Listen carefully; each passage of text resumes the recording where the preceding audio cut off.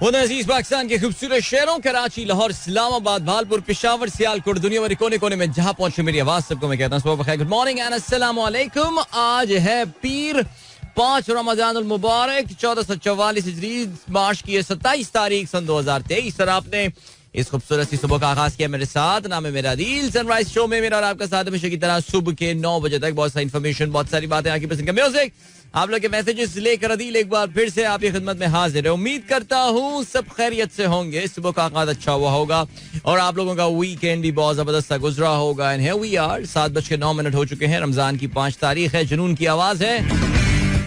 प्यार बिना सुनते हैं प्रोग्राम में। अगर आपको पार्टिसिपेट करना तो फिर आप मुझे ट्वीट कर सकते हैं with the hashtag sunrise with Adeel. मिलते हैं आपसे इसके बाद। Alright, as you guys can see, this is a nice song प्यार बिना, but unfortunately not the original version. This was must have been recorded live in one of their concerts. Anyway, चलें जी, 7:13 हो चुके हैं। आज मैंने प्रोग्राम में बहुत अच्छे टाइम पे जो है वो साइन इन कर लिया है और I really appreciate all those who are appreciating this fact. अच्छा भाई, अभी करना क्या? अभी करना ये है दैट प्रोग्राम में आप हैश सनराइज विद अदील पे जो है वो इस वक्त मैसेज कर रहे हैं। हाँ, हियर इज द हैशटैग। लेकिन यार, there is some issue with our Karachi transmission today. Karachi में हमारी जो ट्रांसमिशन है उसमें कुछ मसाइल हैं, इसलिए अगर अभी आप ऑनलाइन सुन रहे हैं और आगे चल के आप अपनी गाड़ी में रेडियो पे सुनने का प्लान रखते हैं, then you might be facing some problems here in Karachi. तो माय सजेशन, मेरा आज मशवरा आप लोगों को ये होगा कि आप ऑनलाइन ही सुने। ठीक है जी, आज हमारी ट्रांसमीटर में काफी दिनों से कुछ काम चल रहा है और इंशाल्लाह I think it will be fix pretty soon. So चलें जी, ओके। और क्या सीन है जल्दी से मैं आप लोगों के messages, I am scrolling down and down and down and down and down. Okay, कौन है भाई? आसिम मंसूर साहब ने quote of the day share किया हुआ है, उस पर बात कर लेते हैं।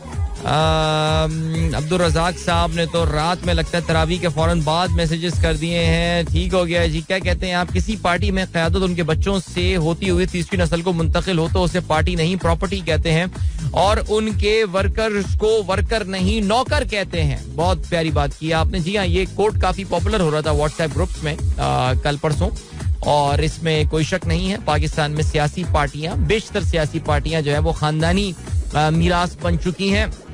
लेकिन जाहिर है इसमें हर चीज में कहीं ना कहीं कोई ना कोई डिविएशन जरूर होती है। मसलन जमात इस्लामी इसकी एक बहुत अच्छी मिसाल है, जहाँ पे विरासत नहीं है। मुत्तहिदा कौमी मूवमेंट एक इस तरह की पार्टी है, जो भी उनका मुस्तकबिल है, बहरहाल ये है सिलसिला। अच्छा जी, इसके अलावा अब्दुल रजाक साहब ने खबर शेयर की जो हम प्रोग्राम में आगे चल के बात भी करना चाहते थे। Morocco becomes the first Arab country in history to beat Brazil, friendly matches and official combined. जबरदस्त जी, बहुत जबरदस्त था। छा गई है मोरक्को की टीम, उन्होंने 2-1 से शिकस्त दी है ब्राजील की टीम को। और बहुत आई थिंक मोरक्को ने, आपने देखा था कि हमें वर्ल्ड कप में भी बहुत ही सरप्राइज किया था, बहुत जबरदस्त वो खेले थे और अपनी इस अच्छी फॉर्म का सिलसिला जो है वो इन्होंने आफ्टर वर्ल्ड कप भी जारी रखा है। Even though it was just a friendly match, लेकिन मेरा नहीं ख्याल, जो मैं टीमों की देख रहा हूँ लाइनअप, मुझे नहीं लग रहा कि इसमें कोई भी टीम इस मैच को फ्रेंडली अंदाज में ले रही थी और दोनों की बज़ाहिर अच्छी तगड़ी टीमें जो हैं वो मैदान में उतरी हुई थी। और मोरक्को के लिए तो ज़ाहिर है ये बहुत बड़ा मैच था, but the important thing was कि ब्राजील ने जो अपनी टीम खिलाई है वो कितनी तगड़ी टीम थी। तो ब्राजील की भी अच्छी खासी पावरफुल टीम जो है वो खेलती हुई मुझे नजर आ रही थी। इसमें विनीसियस भी थे और इसमें कैसिमेरो भी थे, वो नजर आ रहे थे। लेकिन I don't think was that guy playing Neymar. No, Neymar was. I think Neymar has got some injury or something. मेरे ख्याल से I really don't know. लेकिन चलें जी, Anthony was there, Manchester United वाले। चलें जी, अभी आपको हम लिए चलते हैं एक ब्रेक की जाने। 2 मिनट का है ये ब्रेक, तो बस वापस आते हैं और प्रोग्राम अपना कंटिन्यू करेंगे। Don't go anywhere and keep listening. Welcome my guys, एक बार फिर से खुशामदीद। सनराइज शो में अदील की आवाज आप तक पहुंच रही है। सुबह के 7:19 हो चुके हैं। गुड मॉर्निंग दोस्तों ने प्रोग्राम अभी ट्यून इन किया और अफगानिस्तान से पाकिस्तान की T20 सीरीज में शिकस्त के हवाले से लोग काफी गमो गुस्से का शिकार नजर आ रहे हैं और गमो गुस्से का शिकार बिल्कुल लोगों को होना चाहिए, बिकॉज इसमें तो चले कोई शक नहीं है कि ये पाकिस्तान की एक कमजोर टीम जो है वो एक्शन में थी। लेकिन देखिए, पहले मैच में तो चलें मैं पहले मैच की नर्व्स करार दे सकता हूं, लेकिन कल का मैच जो है ना वो पाकिस्तान को हारना नहीं चाहिए था। और मैं सीरियसली पहले मैच का शायद मुझे इतना दुख और गम जो है वो नहीं हुआ था, लेकिन कल के मैच का मुझे वाकई, एक तो नंबर 1 ये कि अगले दिन वर्किंग डे होते हुए इन्होंने जगाया हमें काफी देर तक, और दूसरा ये हुआ कि आई थिंक कल का मैच हम I mean I don't know what to say, लेकिन आई थिंक कल हमें पुअर कप्तानी की वजह से हारे। बिल्कुल जी, बिल्कुल, इसमें कोई शक नहीं है। आई थिंक शादाब की कप्तानी, हमारे जैसे जो क्रिकेट को, उसकी क्रिकेट की सिर्फ अलिफ बे समझने वाले लोग जो हैं वो भी हम हैरान हो रहे थे कि यार ये क्या डिसीजन ले रहा है, ये क्या करना चाह रहा है, ये किस तरह की फील्ड सेट कराई हुई है, जिस जगह पे इतनी क्रिकेट तो हमें भी समझ में आती है ना कि यार किस जगह पे आपको फील्ड क्लोज इन करके, आई मीन कल अफगानिस्तान सिंगल्स पे जीता ना मैच, वो सिंगल्स लेते रहे, उन्हें पता था यार आखिर में we can go for a push, और यही हुआ। और बीच में लेकिन just keep on rotating the strike, वो जो पार्टनरशिप थी गुरबाज की और वो जो दूसरा बंदा था इब्राहिम, क्या नाम था उसका, उनके दरमियान क्या था, वो जो सिंगल डबल वाली गेम थी। आई थिंक एक मौका ऐसा आया था कि कितनी बॉलों, दर्जनों बॉलों तक उन्होंने एक बाउंड्री नहीं लगाई थी, because they did not need to hit the boundaries, they knew कि हम आखिर तक मैच को डीप लेकर जाएंगे तो हम ये मैच जीतने में कामयाब हो जाएंगे, जैसे कि आमतौर से T20 मैचेस में होता है। उस वक्त शादाब ने ना कोई सिंगल डबल चोक करने की कोशिश की, ना उनको फोर्स किया कि यार try to clear the field, because ball रुक कर आ रही थी, फील्ड को ऊपर खेलने के चक्कर में, पुल करने के चक्कर में टॉप एज लग के कैच हो सकते थे। फिर उसके बाद पाकिस्तान का एक इंतहाई इकोनॉमिकल बॉलर, जो कि मैं ये कहूंगा कि top of the inning bowling करने में शोहरत रखता है, मैं इमाद वसीम की बात कर रहा हूँ। ऑफ कोर्स इमाद वसीम से सिर्फ जो है वो कल के मैच में 1 ओवर कराना, आई think this was absolutely criminal from Shadab. तो शादाब की बाकी सारी बातें अपनी जगह हम बिल्कुल बात कर सकते हैं यार, कि साइम अयूब ने हमें डिसअपॉइंट किया सेकंड मैच में, ठीक है। आई थिंक दिस डूड, हमारा जो विकेट कीपर है, he is not fit to be a wicket keeper, seriously. I mean international level पे तो आजम खान का मुझे नहीं लग रहा कि वो अभी फिलहाल, बिकॉज बड़े क्रूशल, आई थिंक कल कोई 4 या 5 22 जो हैं वो आजम खान ने दिए। आई वुड से कि नहीं, 4 ये 1 2 आई थिंक 6 रन मुझे याद आ रहे हैं क्योंकि आजम खान ने दिया, एंड जस्ट ऐड दो 6 रन इनटू द फ्रे, जो कि बहुत आसान टेक्स थी for a keeper. Add those 6 runs to the total and you would see. तो ये 12 आगे चल के हम बात करेंगे। मैं भी नाराज हूँ कल पाकिस्तान टीम की परफॉर्मेंस से। पहले मैच में I gave them the benefit of the doubt, लेकिन कल का मैच पाकिस्तान को जो है ना वो बहरहाल हारना नहीं चाहिए था। सो चलें जी, बहरहाल हम सीरीज हार गए, कांग्रेचुलेशन, अफगानिस्तान छा गया है भाई। कूल बड़ी कहते हैं कल जिस लेवल की जलालत हुई मैच हारने पर, it's just unreal. Yes, tactical errors were made, especially by batting first in pitch where the new ball swings and chasing teams have struggled. But इस जज्बाती कौम को फौरन बाबर की कैप्टेंसी याद आ गई। How fast opinion change. बस जी क्या बोलें इस कौम का, क्या कर सकते हैं। बिलाल अहमद साहब कहते हैं हमारे जितने भी मेन बॉलर हैं, हारिस, रऊफ, शाहीन या नसीम, इस प्रेशर में बॉलिंग क्यों नहीं होती है। सोचने वाली बात है कि ऐसी ये है बात कि इनसे प्रेशर में क्यों नहीं बॉलिंग होती है। अच्छा जी, बिलाल ये भी कहते हैं मैच हारने की एक वजह इमाद वसीम से 1 ओवर करवाना है। नहीं, बिल्कुल मैं आपसे अग्री करता हूँ इस बात की। तहसीन अमजद साहब कहते हैं it's a very cold morning here, what is your Ramzan routine. यार वैसे वाकई भाई इस बार बारिशें हुई हैं माशाल्लाह। हमारे पाकिस्तान का जो मैं कहूँगा कि जो निस्बतन शुमाली इलाका है, मतलब शुमाली इलाका जात में इस्लामाबाद को और जातली को और गुजर खान को शामिल नहीं कर सकता, लेकिन हमारे लिए क्योंकि वो निस्बतन शुमाली इलाका है तो वहाँ तो माशाल्लाह बड़ी अच्छी खुनकी चल रही है, बड़ा अच्छे रमजान आप लोग के चल रहे होंगे। और कराची ने भी पहले 2 दिन जो रोजे थे, बल्कि I mean let's be very fair and let's be very Frank, I think अब तक रोजे इतनी गर्मी यहाँ पर हुई नहीं है। और वो जो बारिश हो गई और फिर उसके बाद जो जबरदस्त ठंडी हवाएं चल रही थी, वाह that was so amazing man, मजा आ गया। और उसके अलावा और क्या सीन है, उसके अलावा जो है वो बाय द वे परसों कराची में फिर बारिश की जो है वो पेशगोई जो है वो की जा रही है। सो लेट्स सी क्या होता है। अगर हो जाए बारिश तो फिर और अच्छे कुछ रोजे जो हैं वो गुजर जाएंगे। आप लोग एंजॉय करें जी अपनी खून की। लाहौर में भी सुना है बड़ा अच्छा बड़ा फिट मौसम चल रहा है जी रमजान में। चलें जी, जवेद साहब ने खबर शेयर की है, Qatari businessman submits a $6 billion world record bid to buy Manchester United. Oh yes, absolutely.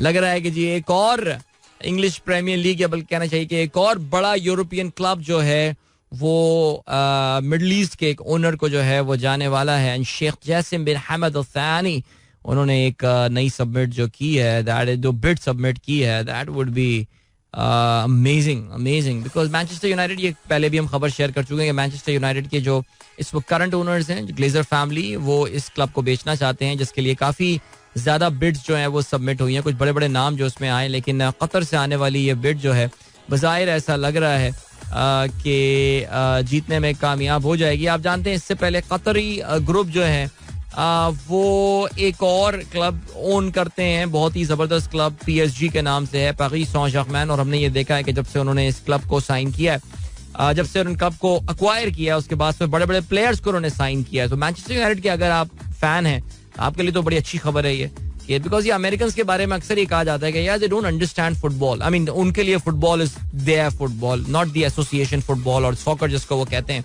उनके लिए ये एक बिजनेस डील होती है, लेकिन इसके अलावा और मुल्कों के लोग जब आते हैं तो उनके लिए बिजनेस डील नहीं होती. It's something much more than a normal business deal. As I would say it's about passion, it's about support. So अगर मैनचेस्टर यूनाइटेड को ये शेख शयूख खरीद लेते हैं खलीज के, तो ये तो इस क्लब के लिए बड़ी जबरदस्त बात होगी, because they will be spending money like crazy. और नेचुरली आपको पता है कि बड़े क्लब्स में जो फीफा फेयर प्ले रूल्स हैं उनको बहुत ही कन्वीनियंस के साथ इग्नोर किया जाता है. और तो ये है सिलसिला. लेट्स सी क्या होता है जी.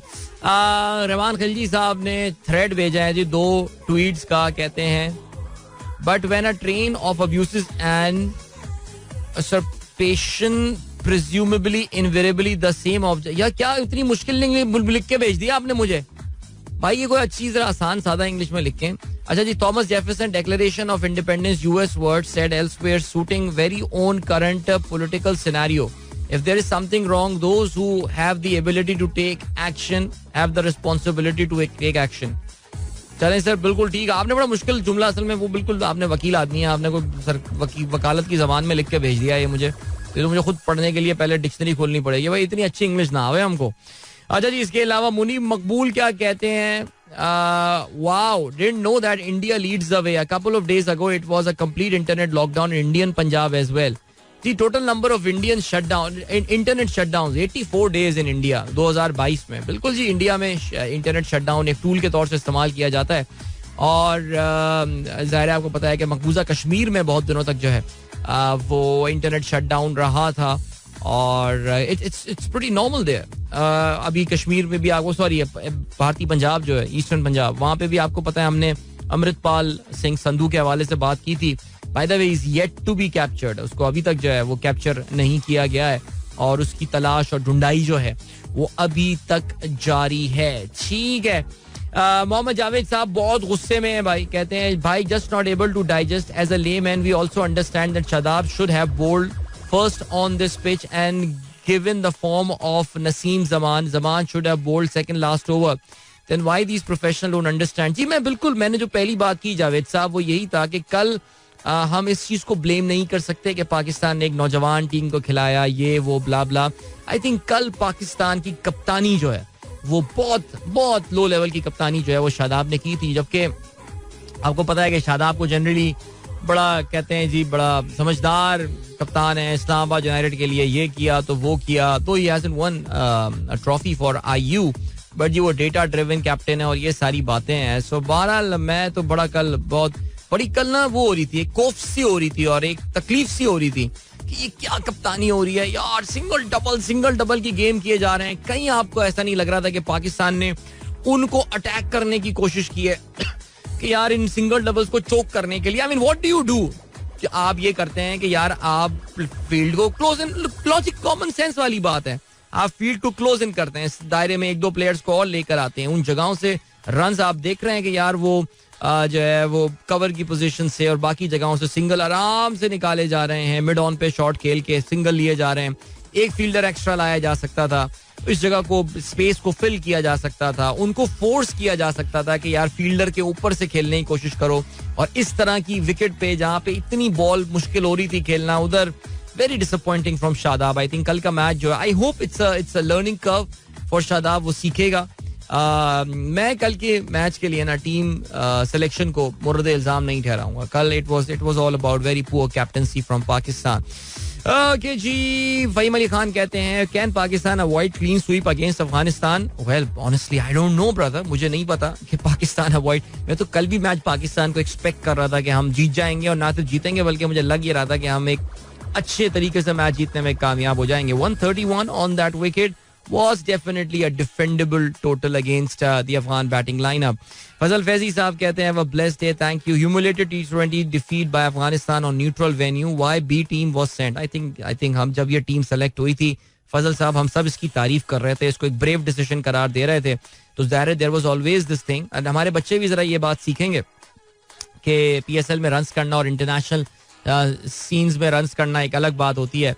अगेन आई रिपीट, कल का मैच हमें जीतना चाहिए था. I am disappointed with Shadab. Poor captaincy, very poor captaincy, very poor decision making. सिर्फ कैप्टन को ब्लेम कर देना काफी नहीं होता. ज़ाहिर एक थिंक टैंक होता है जो काम कर रहा होता है, but yes there are certain on field decisions. Imad, I don't know whether this some injury issue और समथिंग, बिकॉज बाद में तो इमाद इंटरव्यू दे रहे थे, तो I think there was no injury और anything, but pretty sad. Okay जी, नासिर हुसैन साहब कहते हैं as feared young guns unable to deliver in batting and experience happy to survive. Then we expect miracles from rookie bowling attack. Lost series to bitter rivals and now what whitewash chances are looming. चलें जी, बिल्कुल आपने बजा फरमाया. Break की जाने पड़ना है, लेकिन उससे पहले साकिब शान साहब, आजकल इनकी बर्थडेज पे नजर है. डॉक्टर जीशान साहब की जरा कम नजर है मुझे लग रहा है. उन्होंने कहा जी इमरान ताहिर की आज जो है ना वो सालगिरह है. तो इमरान ताहिर जो है कहते हैं जी he left Pakistan in search of good career and lucky to get it. बिल्कुल जी, इसमें कोई शक नहीं. इमरान ताहिर अपने ज़माने में तकरीबन एक दहाई कहना पड़ेगा कि जी दुनिया के टॉप लिमिटेड ओवर बॉलर्स में से एक थे. और इमरान ताहिर हमारे लाहौर के एक लिस्टर हैं हारिस साहब, और हमारे कराची ग्रुप में भी हैं और लाहौर के ग्रुप में भी हैं. और उनकी शक्ल कभी आप नोट करें, इमरान ताहिर से कभी तस्वीर शेयर करें ग्रुप में, तो इनकी शक्ल इतनी मिलती है इमरान ताहिर से. मैं जब इनको पहली बार भी देखा था तो मैं सोचता रहा यार वो देखे देखे लगते हैं, पता चला तो इमरान ताहिर से बहुत मिलते हैं. और दाढ़ी भी उनकी बिल्कुल मोरलेस वैसी है. मुझे भी लगता है उनको भी पता है मैं इमरान ताहिर से मिलता हूँ, तो वो उन्होंने उन्हीं का जो है वो रूप धार लिया है. मुझे लगता है ऐसा ही है. चलें जी, आपको ले चलते हैं हम एक ब्रेक की जाने, उसके बाद एक अच्छा सा गाना भी सुनेंगे. So don't go anywhere and keep listening. All right, that was Strings with Mil Gaya. Hope you guys enjoyed that song and yep, it's a nice one. 7:41 हो चुके हैं. सनराइज शो में अदील की आवाज आप तक पहुंच रही है. गुड मॉर्निंग इन दोस्तों ने प्रोग्राम अभी ट्यून इन किया. जाग जाएं यार, कितना सोएंगे. वैसे रमजान का time table is tough man, it's seriously tough. और सोना उठना और ये सारी चीजें होती हैं. बस ज़ाहिर है जब टाइम चला जाए तो फिर आप याद भी कर रहे होते हैं कि यार वो रमजान का शेड्यूल कैसा होता है. लेकिन for generally people I think we enjoy our Ramzan schedule, right. I mean पूरे 11 महीने एक बात चल रही, एक चीज चल रही होती है. रमजान में चीज तब्दील हो जाए तो nothing wrong in that, right. चलें जी, एमी अली कहते हैं बस एक खूबी रखता हूँ. सॉरी यार एमी, कहते हैं कि बस एक खूबी रखता हूँ मैं उसको अच्छा लगता हूँ. क्या बात है. बैठे बैठे एमी ने जो है ना अभी जबरदस्त ये लिख के भेज दिया मुझे. Well done my friend, well done. Bashir Ahmed कहते हैं सलाम प्यारे अदील, मौजूदा सियासी मंजरनामे पे आपका क्या तज्जिया है? भाई ये तो आपने एक मुख्तसर सवाल पूछा जिसका एक बहुत तफसीली जवाब है. आई मीन पूरे शाम में आपके जो टीवी चैनल्स हैं वो तो बैठकर इसी पे ही अपनी सर्चिंग कर रहे होते हैं कि मौजूदा सूरत हाल पे तज्जिया क्या होना चाहिए. लेकिन मेरा जो अगर मुख्तसर तरीन अगर मैं तज्जिया कर सकूं तो वो ये कि पाकिस्तानी सोसाइटी जो है it is going through a process of recalibration. यानी वो एक रीबैलेंसिंग के इफेक्ट से जो है वो चल रही है. एक रीबैलेंसिंग के एक मरहले से गुजर रही है. और ये मुश्किल तो होगा जाहिर है, लेकिन अगर ये कामयाबी से निकल गया तो फिर हमारा आने वाला पाकिस्तान जो है वो हमारे गुज़श्ता पाकिस्तान से थोड़ा सा मुख्तलिफ हो सकता है. लेकिन जाहिर है जो फोर्सेस हैं और who are resistant to change और जिनको तब्दीली से या जिनको इस रिकैलिब्रेशन ऑफ आवर सोसाइटी से थोड़ी जाहिर है जो they will be on the losing side of it, तो वो जाहिर इसको रेजिस्ट करेंगे और उसको भरपूर रेजिस्ट करेंगे. और वो रेजिस्टेंस आप जो है वो देख भी रहे हैं. और बट मेरा ये ख्याल है कि जो हमने पिछले चंद दिनों में विजुअल्स देखे हैं ऑल, इस वक्त इस तब्दीली को या इस रिकैलिब्रेशन का वर्ड जो मैं यूज कर रहा हूँ इसको रोकना कोई इतना आसान काम होगा नहीं. तो भाई बशीर भाई ये मेरी जो है ना असेसमेंट है या मेरा ये तज्जिया है इन हालात के हवाले से. ऐसे मंसूर साहब, thank you so much sir. कहते हैं जी कायदे आजम का आपने जो है वो पोर्ट्रेट बना के भेजा है अपने एब्स्ट्रैक्ट आर्ट की फॉर्म में, और कहते हैं Mohammad Ali Jinnah is watching the political circus in the holy land of Pakistan and getting surprised. Quaid-e Azam वाकई यार क्या सोचते होंगे. आगे बढ़ते हैं. शैला अकील बहुत डिसअपॉइंटिंग परफॉर्मेंस के ऊपर बहुत अफसरदा है पाकिस्तान की अफगानिस्तान के खिलाफ. बिल्कुल जी, इसमें है सिलसिला डिसअपॉइंटिंग परफॉर्मेंस कल, बिल्कुल है, इसमें कोई शक नहीं है. इसके अलावा रहमान खिलजी साहब कहते हैं 709 AM लॉग इन. वाह वाह, स्लीपिंग आफ्टर सहरी is not an option. How are the surroundings supporting you with this? Basement car parking, to road drive, building parking, to lift working. Everyone is being very cooperative. No, but the lift wasn't working today. Yeah. मेरे ख्याल से अगर शायद lift चल रही होती आज हमारे ऑफिस की तो शायद मैं 1-2 मिनट और ऊपर आ जाता, पहले आ जाता. लेकिन मैं अभी वॉक करके पूरे 6-7 फ्लोर जो है वो चढ़कर आया हूँ. पता नहीं चलता इतना यार, वो अखबार पढ़ता हुआ आ रहा होता हूँ तो इतनी तकलीफ होती नहीं है. और मौसम भी जैसे मैं कह रहा हूँ थोड़ा सा मेहरबान है आजकल. लेकिन I think everything was in order today. और मैं निकल भी जल्दी गया था. I think I left my home at around 6:50 because as I said कि वो 1 घंटा सुबह का, बल्कि अभी हम किसी ग्रुप में भी यही बात कर रहे थे कि वो जो सहरी के बाद कि जो 1 घंटा होता है या 1.5 घंटा होता है, बिकॉज आई एम नॉट दोस्त कि जो सहरी के बाद सोना पसंद करते हो, वो 1 घंटा बड़ा प्रोडक्टिव होता है. अगर आप रात में जल्दी सो गए हो और आपके पास वक्त हो तो ये 1-1.5 घंटा जो सहरी के बाद, उस वक्त बाकी कोई घर वाले जनरली सो जाते हैं.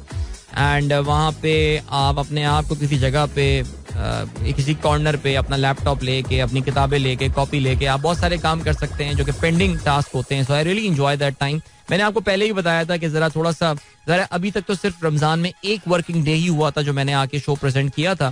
That was the 1st of Ramadan if I am not mistaken. लेकिन अब जरा चीजें सेटल डाउन हो रही हैं तो कोशिश मेरी यही रहेगी कि जरा रमजान में जल्दी साइन इन करें और इस आदत को जो है वो रमजान के बाद भी जारी रखें.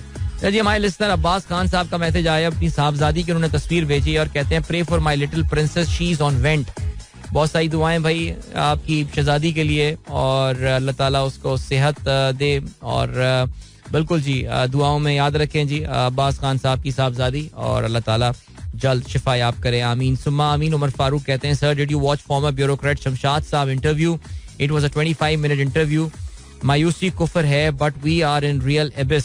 या सिचुएशन आई थिंक मेरे ख्याल से इस वक्त मैं जावेद जब्बार साहब को भी उठा के बिठा दूं कहीं पे और उनसे बोलूं कि पाकिस्तान के बारे में पॉजिटिव बात करें. सो ये करना काफी मुश्किल होगा. और इस वक्त पाकिस्तान के लिए मुस्बत सोच रखना, जिस तरह के हालात और वाकयात सिर्फ इसलिए नहीं जो हमारे मुल्क में हो रहे हैं बल्कि हमारे सराउंडिंग में भी जिस तेजी के साथ दुनिया चेंज हो रही है, हालात बदल रहे हैं, आपको पाकिस्तान उस पूरी डिस्कशन में, उस पूरे मामले में कहीं नजर नहीं आता है. This is Indeed very depressing. Pakistan के जो खैर ख्वाह हैं और वेल विशर्स हैं, और जो एक बड़ी परेशानी की बात है उमर फारूक, मैंने शमशाद साहब का जो है वो इंटरव्यू, शमशाद अहमद जो फॉरेन सेक्रेटरी रह चुके हैं, पाकिस्तान के सेक्रेटरी खारजा भी रह चुके हैं और मेरे ख्याल से कोई मिनिस्ट्री वगैरह भी एक जमाने में रख चुके हैं. मैंने उनका वो इंटरव्यू नहीं सुना, लेकिन मुझे अंदाजा है कि वो क्या बात कर रहे होंगे. और वाकई चाहे मईशत उठा लें, चाहे आप सियासत उठा लें, मुल्क के ओवरऑल देखिए सबसे बड़ा जो सबसे खतरनाक चीज होती है ना, वो जो कि मैं 2007 या 8 से बात कर रहा हूँ कि पाकिस्तानी जो चीज लूज कर रहे हैं वो है सेल्फ कॉन्फिडेंस, वो है खुद एतमादी. और वो अगर एक बार लूज हो जाए ना, इस वक्त पाकिस्तान और इंडिया का जो मेन डिफरेंस है वो हमारे $4 अरब के ज़रिए मुबादला के ज़खायर और उनके $650 अरब के ज़रिए मुबादला के ज़खायर नहीं है. वो सिर्फ और सिर्फ सेल्फ कॉन्फिडेंस है, खुद एतमादी है. हम पाकिस्तानी वो खुद एतमादी जो है वो खोए जा रहे हैं और ये सबसे खतरनाक बात है. एक बार जब अपने आप को ही हार शुदा, अपने आप को ही हारा हुआ फील करना शुरू कर देंगे तो कोई भी फतेह आपके पास मिल जाए, आप का वो जो नजरिया है वो तब्दील होने में बहुत टाइम लगेगा. तो वाकई I think we are in a serious mess. और सबसे बदकिस्मती की बात उमर फारूक जो इसमें है वो ये है कि ये मेस कोई बाहर से लेकर नहीं आया. This is our own created mess.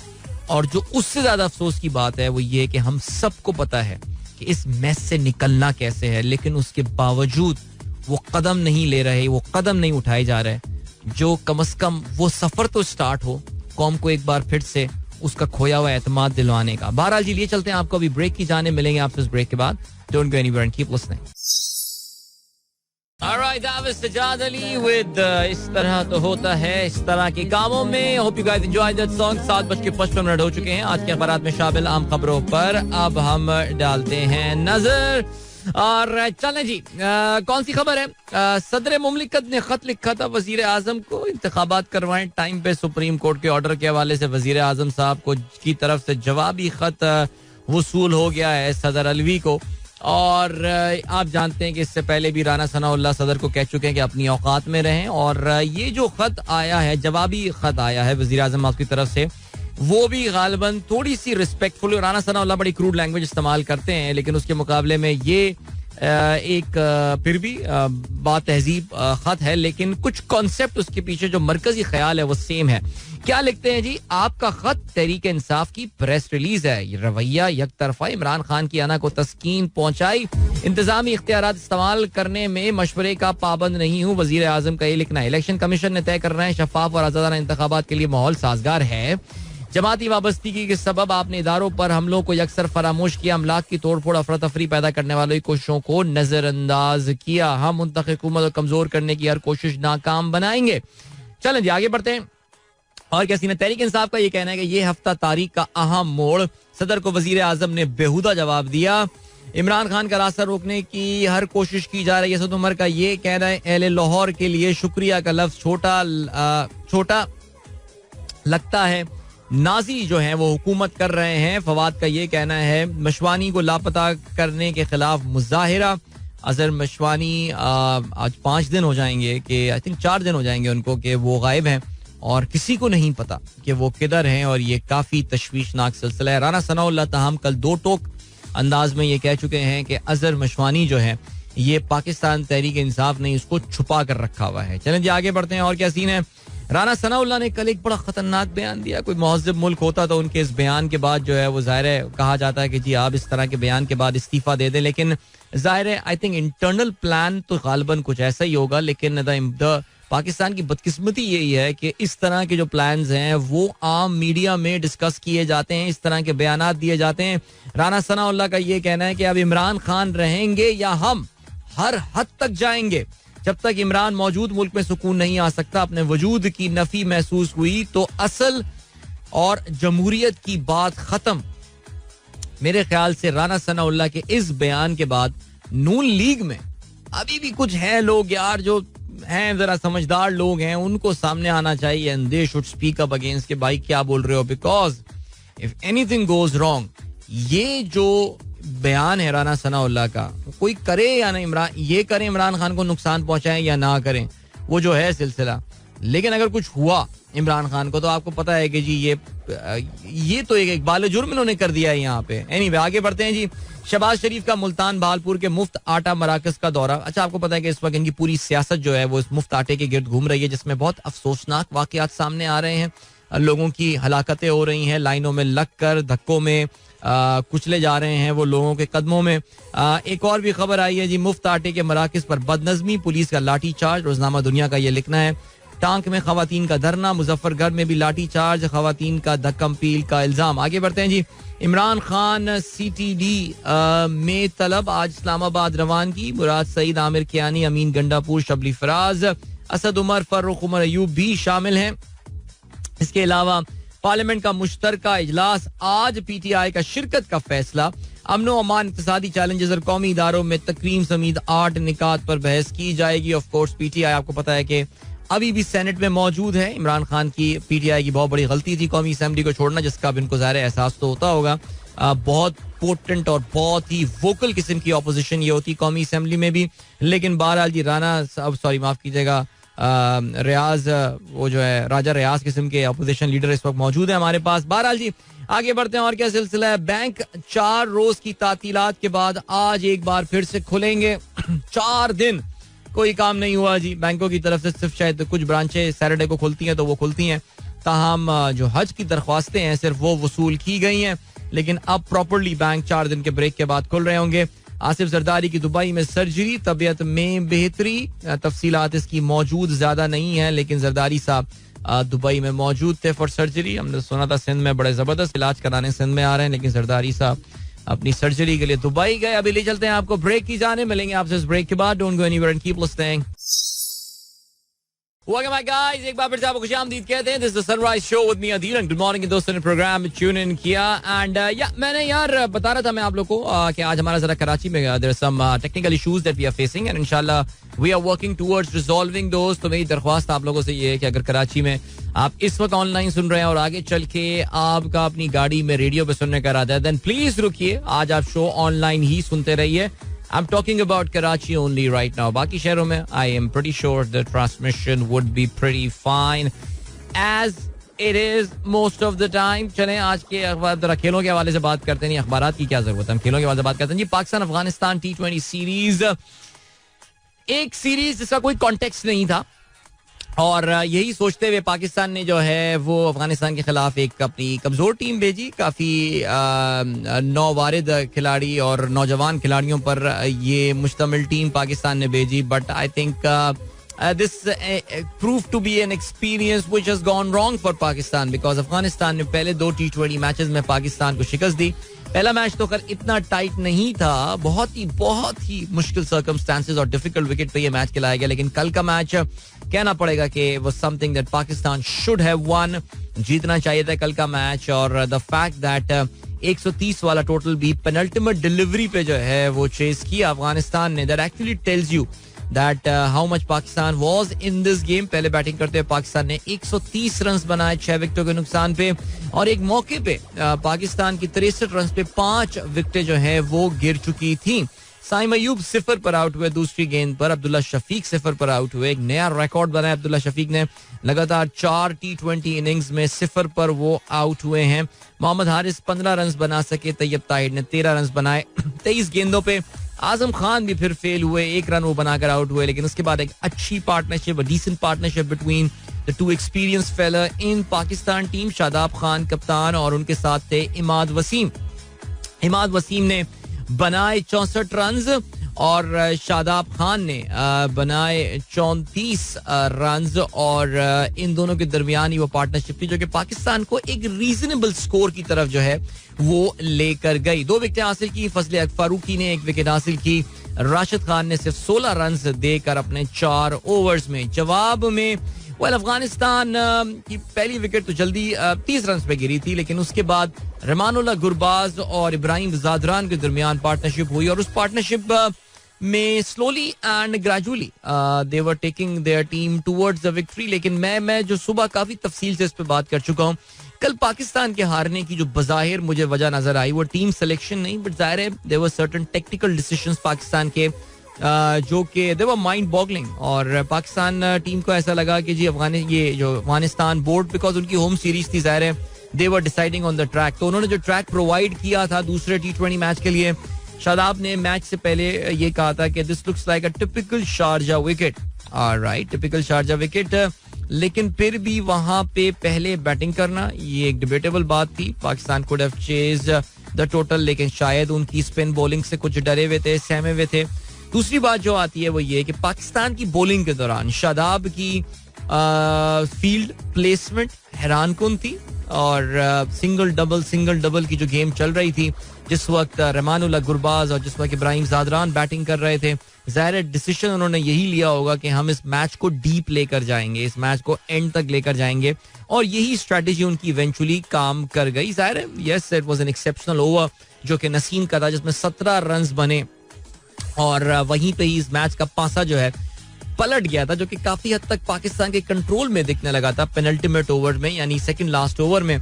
लेकिन फिर भी पाकिस्तान ने जिस तरह स्ट्राइक रोटेट करने का मौका दिया अफगानिस्तान के बल्लेबाजों को और जो बहुत हैरानकुन कल पाकिस्तान की बॉलिंग में एक चीज थी वो ये कि पाकिस्तान के जो न्यू बॉल स्पेशलिस्ट बॉलर माने जाते हैं इस तरह की फॉर्म ऑफ क्रिकेट में इमाद वसीम, उनसे कल सिर्फ 1 ओवर कराया गया. Imad by the way was the 6th bowler जो कि पाकिस्तान ने रिड्यूस कराया था.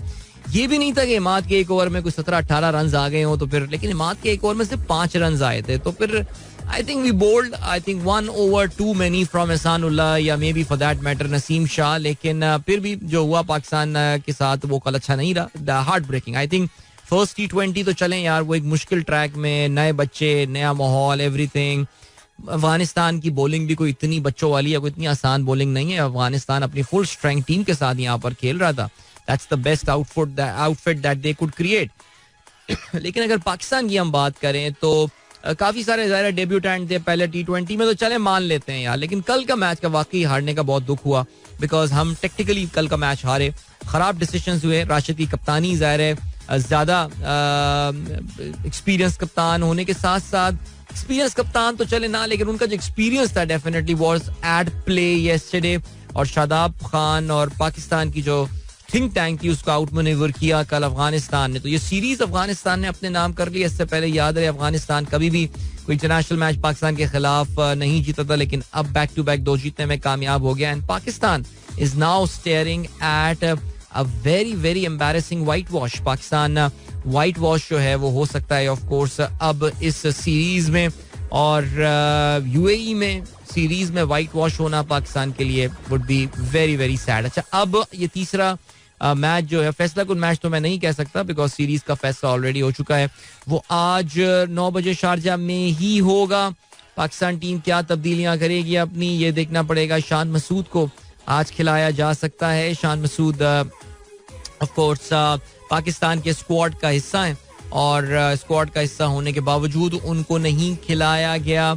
इसके अलावा इफ्तिखार अहमद एक और सीनियर प्लेयर हैं जो पाकिस्तान टीम का हिस्सा बन सकते थे, उनको भी जो है वो इस सीरीज में खिलाया नहीं गया है. तो क्या ये दोनों आज एक्शन में नजर आ सकते हैं? Will Saim Ayub make way for Naseem for Imad Wasim, माफ कीजिएगा क्या बोल रहा हूँ, शान मसूद टुडे? एक तो ये पॉइंट आ जाता है, और दूसरी जो चीज आती है वो ये आती है कि क्या आज इफ्तिखार को भी खिलाया जाएगा? अगर खिलाया जाएगा तो किसकी जगह उनको जो है वो आज खिलाया जाता है?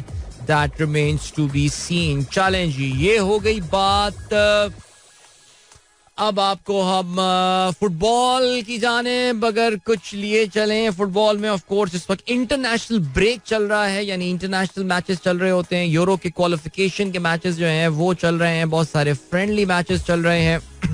यूरो क्वालिफिकेशन में कल स्पेन ने कामयाबी हासिल की है अगेंस्ट आइसलैंड.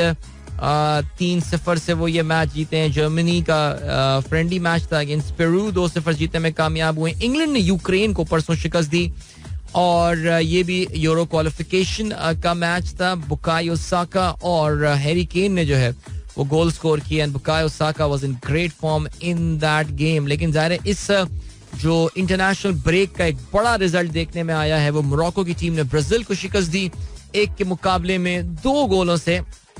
और it was an international friendly match जो कि टैंजियर में खेला गया था इन मोरक्को, और मोरक्को ने जो है वो उनकी जानिब से बोफाल और साबिरी ने जो है वो गोल स्कोर किया. कैसिमेरो ने ब्राजील के लिए गोल स्कोर किया. So I think that was a big victory, इसमें कोई शक नहीं है. हमने ये भी याद है कि मोरक्को की टीम ने वर्ल्ड कप में हम सबको बहुत इम्प्रेस किया था, और everybody remembers that well they came actually very close कि वो वर्ल्ड कप का फाइनल जो है वो भी खेल सकते थे बहरहाल.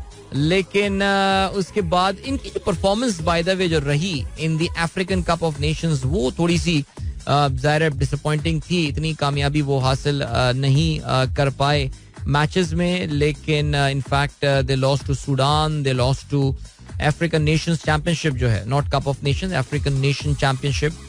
मेडागास्कर ने उनको शिकस्त दी, गाना ने उनको शिकस्त दी, but against Brazil they look good. Yesterday 2-1 से कामयाबी हासिल की. अभी ले चलते हैं आपको ब्रेक की जाने. मिलेंगे आपसे इस ब्रेक के बाद. Don't go anywhere and keep listening.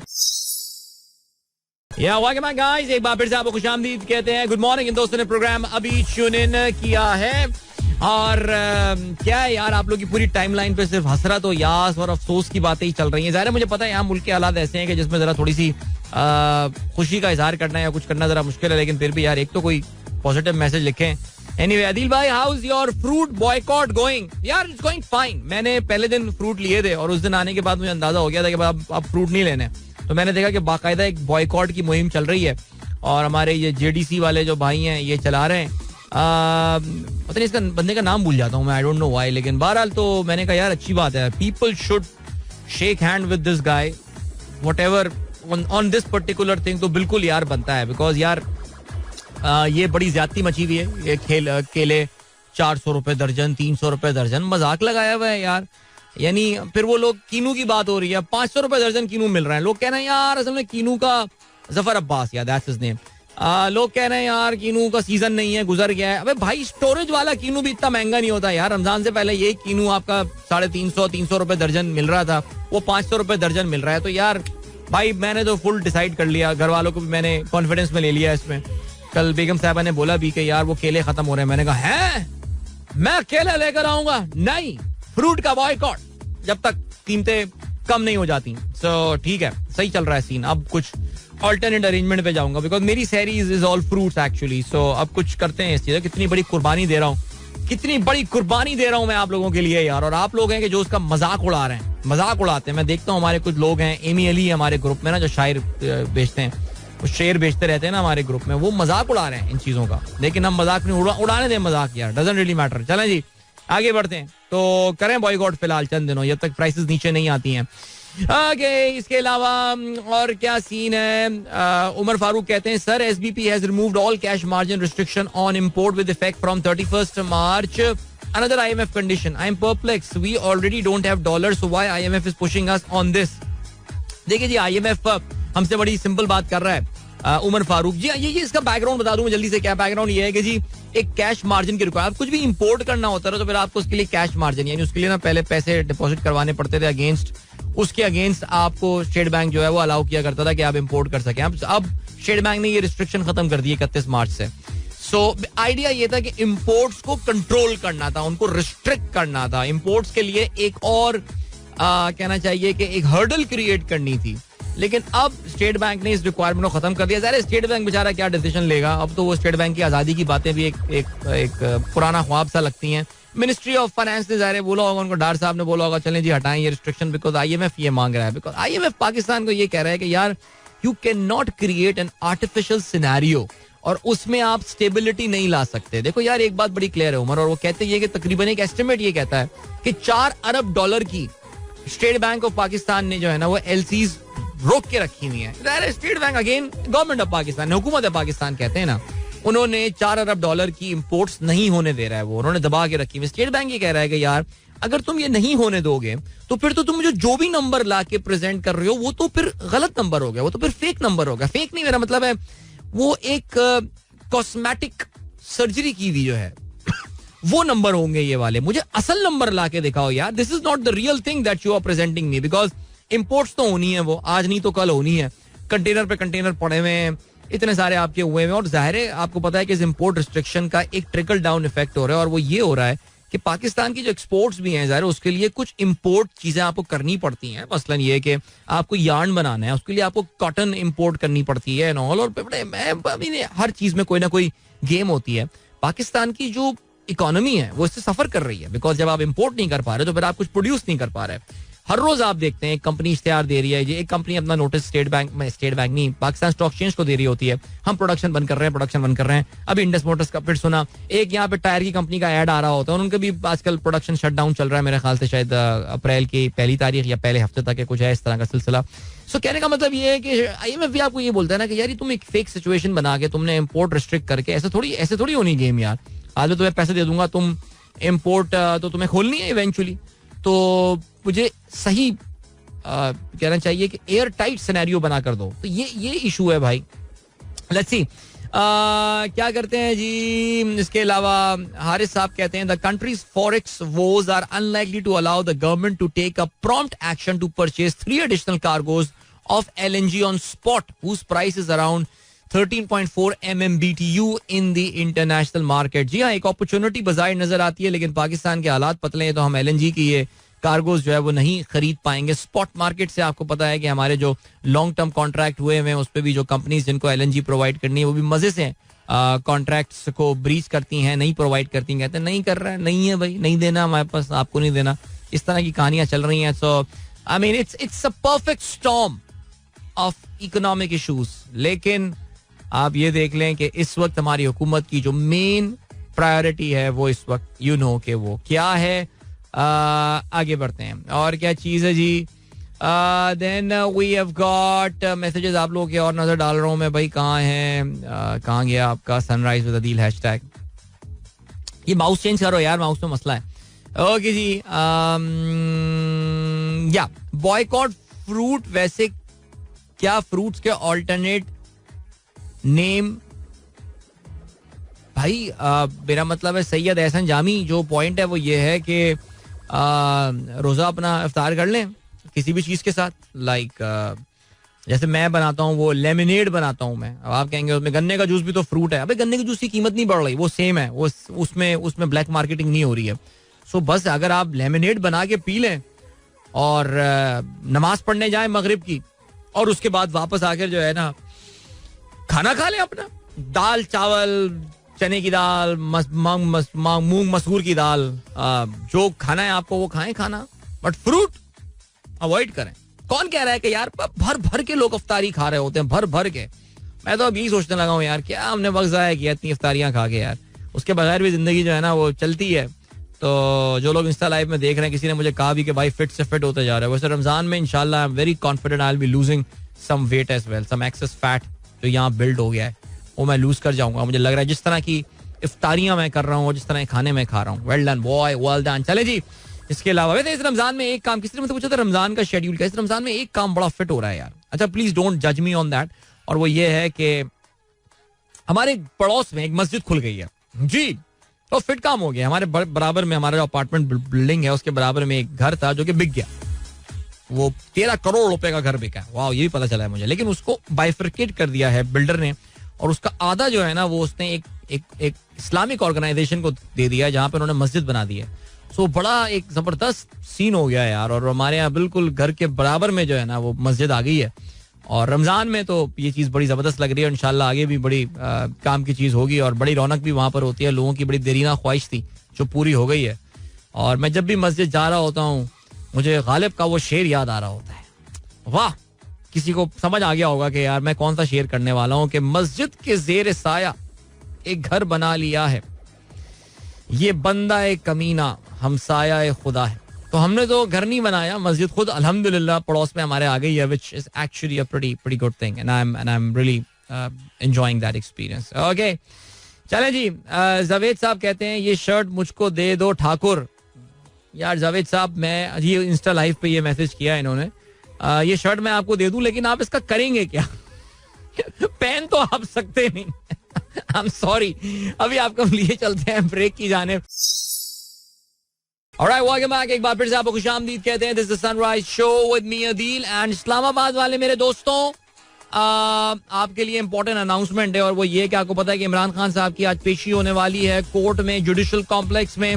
और शहरियार ने मुझे अभी वॉइस नोट भी भेजा और अभी इंस्टा लाइव पे उन्होंने मैसेज ये भी किया है कि sector G10 is being sealed from F10 and F11 towards Kashmir highway.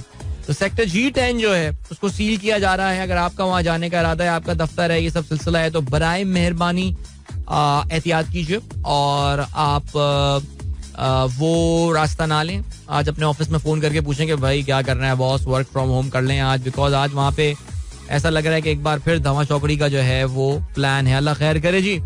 और इसके अलावा जी बिल्कुल कुछ बात करते हैं यार. बिल्कुल किसी ने अभी सही मुझे याद दिलाया कि आपने वेस्ट इंडीज और साउथ अफ्रीका वाले मैच का जिक्र नहीं किया और वाकई मुझे उस मैच का जिक्र करना चाहिए था. बिकॉज यार अजीब गेम हुआ यार. वैसे अनरियल किस्म की क्रिकेट हो रही है यार. 500 रन एक T20 मैच में बन गए. मेरे ख्याल से पहली बार ऐसा हुआ इंटरनेशनल मैच में कि 500 प्लस रन जो है वो उसमें बने होंगे. And what a chase by South Africa. I mean this Super Sports Park is a pretty crazy place. In fact South Africa में ये भी हो गया, या वो जो है जोबर्ग, वैंडरर्स, बुलरिंग, अजीब सिचुएशन है यार. लेकिन ब्रिलियंट गेम यार. I wish I could talk more about it but not right now.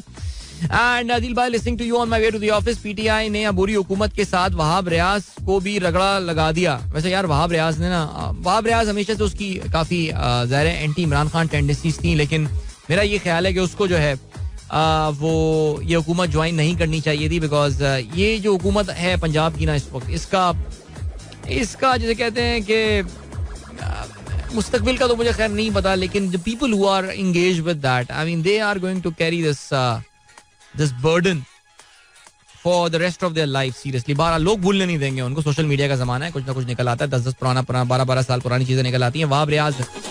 बहरहाल चलें जी आगे बढ़ते हैं. और क्या सीन है, कुछ इसराइल के हवाले से बात करते हैं. इसराइल से पहले जल्दी से बात करते हैं, बाद लबनान के हवाले से भी कोशिश करते हैं इसी लिंक में बात करें. इसराइल में बड़े प्रोटेस्ट हो रहे हैं भाई.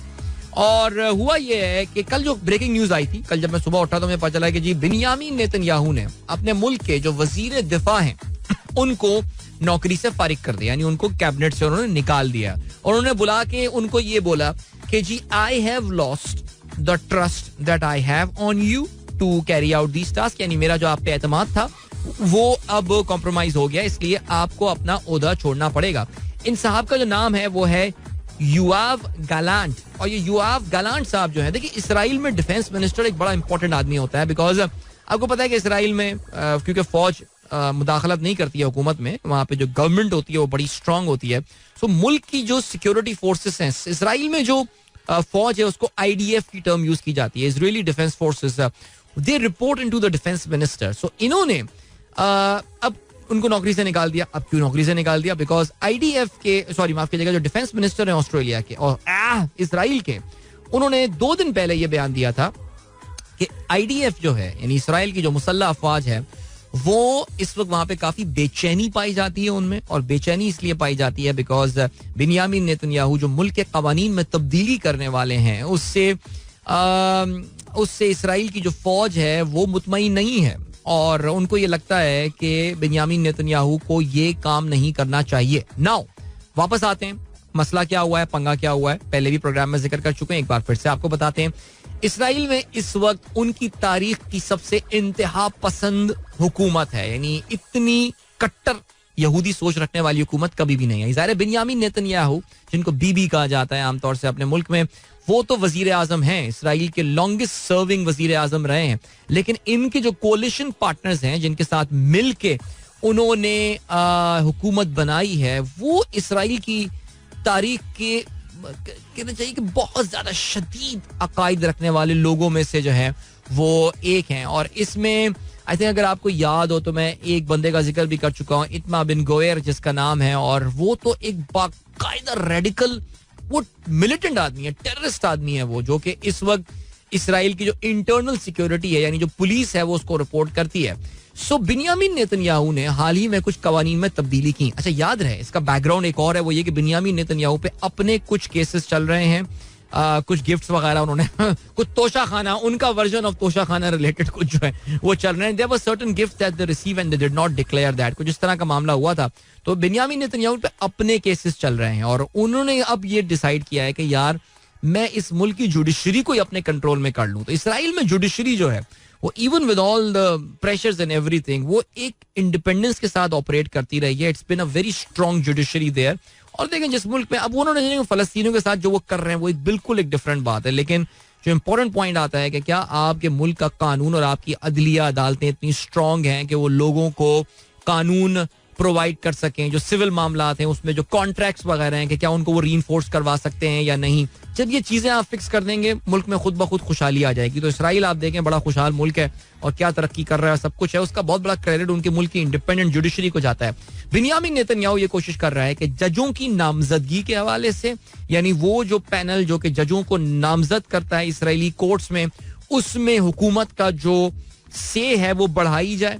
और दूसरा ये कि किसी भी शख्स को किसी क्राइम करने या किसी भी वजीर आजम को या किसी भी लीडर को जो अहम पोजीशन पे मौजूद है, उसको उसकी पोजीशन से हटाने के लिए कवानीन को जो है वो टफ किया जा रहा है ताकि उसको हटाना इतना आसान ना हो. जाहिर है वी ऑल नो कि इसका अल्टीमेट बेनिफिशियरी बिन्यामीन नेतन्याहू खुद होने वाला है, बिकॉज उसके और उसकी वाइफ के ऊपर जो है वहां पे बहरहाल केसेस चल रहे हैं. तो इजरायली अवाम जो है वो बड़ी तादाद में सड़कों पर निकल रही है, रोजाना की बुनियाद पे ही वहां पे प्रोटेस्ट होते हैं और मिलियंस ऑफ पीपल. इसराइल कोई बहुत बड़ा मुल्क नहीं है, लेकिन कहते ये है कि जो सबसे बड़ा प्रोटेस्ट हुआ है उसमें पूरे ऑल ओवर इसराइल तकरीबन 1 मिलियन लोग, 10 लाख के करीब लोग जो हैं वो सड़कों पर निकले. जिंदा कौम है जी, जो भी है, आप इसराइल को हम जितना बुरा कहें, जो भी उसको लान तान करें, सब कुछ कहें, वो जो उन्होंने जुल्म फलस्तीनियों के साथ किया है वो किया है, लेकिन अपनी एक छोटी सी वो एक जबरदस्ती दुनिया बसाने में जरूर कामयाब हो गए हैं.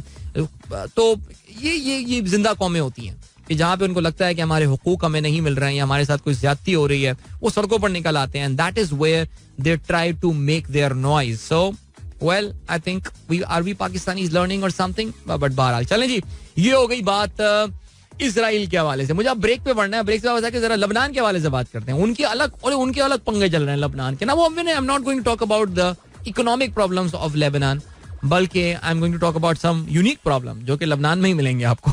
मिलते हैं आपके इसके बाद don't go anywhere and keep listening. Welcome my guys, एक बार फिर से आपको खुशामदीद कहते हैं. This is the sunrise show with me Adeel and good morning. दोस्तों ने प्रोग्राम अभी ट्यून इन किया और क्या कमाल कर दिया आप लोगों ने ट्यून इन करके. अभी प्रोग्राम तो खत्म होने वाला है अब, लेकिन बहरहाल चलें जी.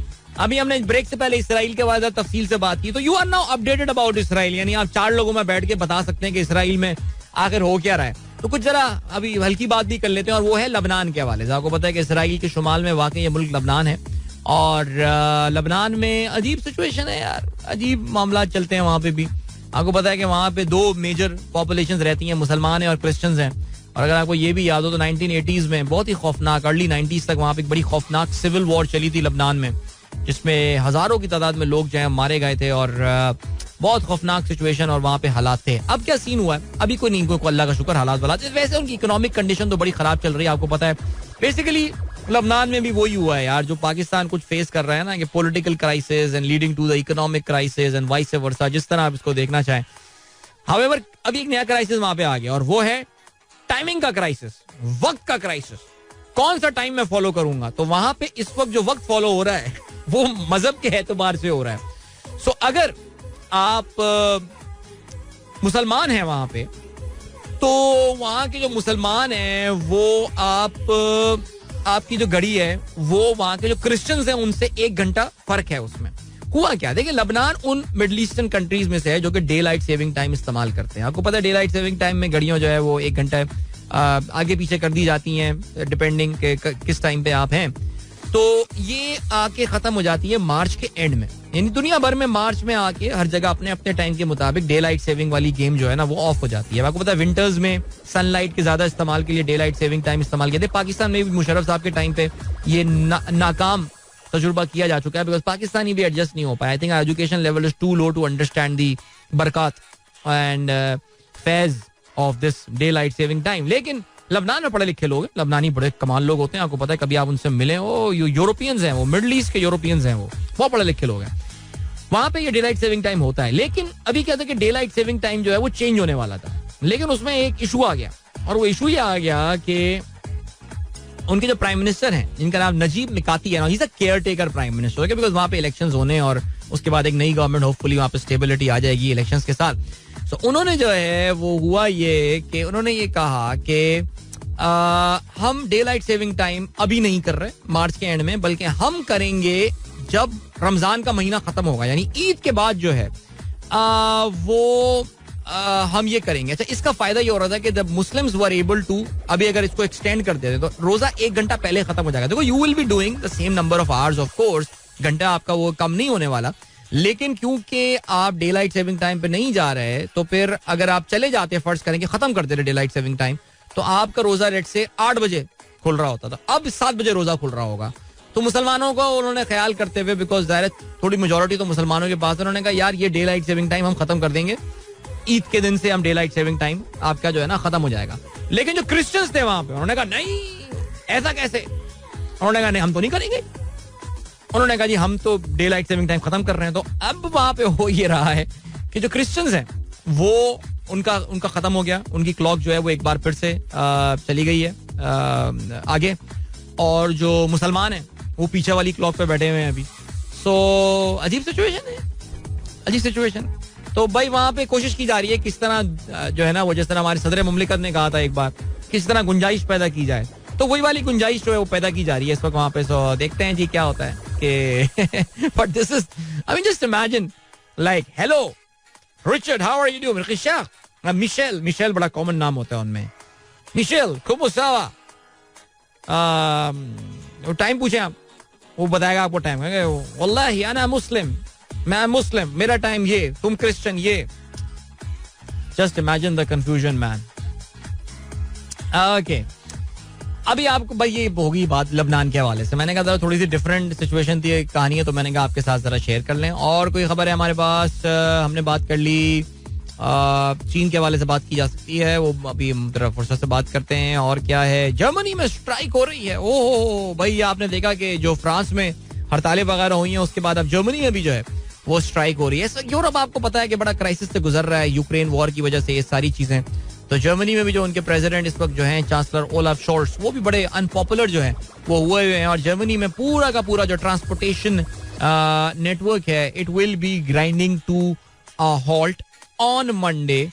और बेसिकली वो यूनियंस जो हैं उन्होंने वहाँ पे स्ट्राइक की है. और ये वहाँ की जो लेबर यूनियंस यूरोप में अभी भी काफ़ी स्ट्रांग हैं, लेकिन ठीक है. तो वो उनका प्लान यही है कि जी 2.5 मिलियन जो एक तंजीम है लेबर यूनियन है वो स्ट्राइक करने वाले हैं. और basically they want an increase in their salaries. वो अपनी तनख्वाह में इजाफा चाहते हैं, बिकॉज वो ये कहते हैं कि जिस लेवल का इन्फ्लेशन इस वक्त चल रहा है वहाँ पे, इस लेवल के ऑफ इन्फ्लेशन में जो हमें इंक्रीमेंट दिया जा रहा है दैट इज नॉट इनफ. सरकार को चाहिए कि जी हमारा जरा बढ़ा दें जो हमारी तनख्वाहें हैं. तो उस वजह से वो प्रोटेस्ट कर रहे हैं. ज़ाहिर है सबके दिल की बात कर रहे हैं, लेकिन क्या कहा जा सकता है यार, इस वक्त एवरीवन इज स्ट्रगलिंग यार, सीरियसली. यानी ये तो यूरोप की आप बात कर रहे हैं यार, ये दुनिया के अमीर तरीन मुल्कों की जर्मनी ज़ाहिर है उनमें आता है. हमारे यहाँ क्या सीन चल रहा है यार. एनीवे चलें जी. और कोई खबर, फिनलैंड में इलेक्शंस हो रहे हैं, हमें कुछ बात करनी है सना मारिन के हवाले से. Young 38 year old prime minister of Finland, बड़ी पॉपुलर हुई थी जिस वक्त ये प्राइम मिनिस्टर बनी थी ज़ाहिर है, और ऐसा लग रहा है कि she will be able to win again. वैसे वक्त कम है, मुकाबला सख्त है. एनीथिंग एल्स नहीं. चलें जी, यहाँ पर हम रुकते हैं और सिलसिला ये है कि वक्त आ गया कि आप लोगों से इजाजत ली जाए. याद रहे जी, पाकिस्तान और अफगानिस्तान के दरमियान तीसरा T20 मैच आज खेला जाएगा 9 बजे. And Afghanistan well they will be, I mean इस अपॉर्चुनिटी को वो जाने नहीं देंगे. और वो अपॉर्चुनिटी ये है कि पाकिस्तान के खिलाफ एक क्लीन स्वीप जो है वो मुकम्मल किया जाए. And what an opportunity that would be for Afghanistan. और पाकिस्तान ज़ाहिर है आज डेफिनेटली 2 तब्दीलियां तो टीम में होनी ही वाली हैं. शान मसूद आज एक्शन में नजर आएंगे और इसके अलावा Iftikhar will surely be making a comeback to the team as well. So match तो देखेंगे हम, ज़ाहिर है क्या करें यार, आदत से मजबूर हैं. लेकिन ठीक है, आई नो काफ़ी सारे लोग इख्तिलाफ कर रहे हैं अब पोस्ट फैक्टो पाकिस्तान की टीम सिलेक्शन के हवाले से. लेकिन जैसे कि मैंने प्रोग्राम में पहले भी बात की और अब भी कर रहा हूँ, आई थिंक कल का मैच हम टेक्टिकली हारे हैं, कैप्टनसी की गलत डिसीजंस की वजह से हारे हैं. लेकिन खैर चलें जी, अब क्या वक्त आ गया है आप लोगों से इजाजत लीजिए. इंशाल्लाह मेरी आप लोगों से मुलाकात जो है वो होगी कल सुबह एक बार फिर. Till then good bye, God bless, अल्लाह हाफिज़ एंड पाकिस्तान जिंदाबाद. This is Mira FM 107.4.